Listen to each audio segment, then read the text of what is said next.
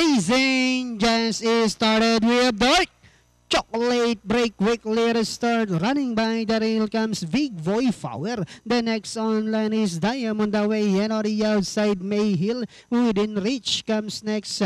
Then followed now by Director's Hunter Key. Then next online now is Perfect Charlie, while Rebelding Puso is the only trailer by about 12 lengths of the leader. Racing down the backstretch with Big Boy Power by about 3 lengths, and in second, Diamond Away.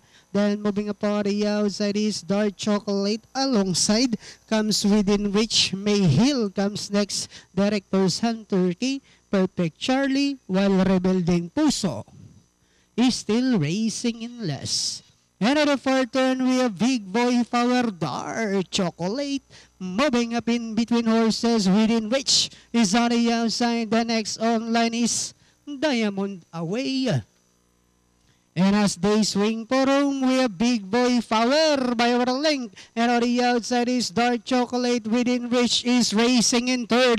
Last 100 meters, we have Big Boy Power, Dark Chocolate, moving up on the outside, Big Boy Power, Dark Chocolate to take the lead, and finally Dark Chocolate, Big Boy Power within reach, Director Center Key.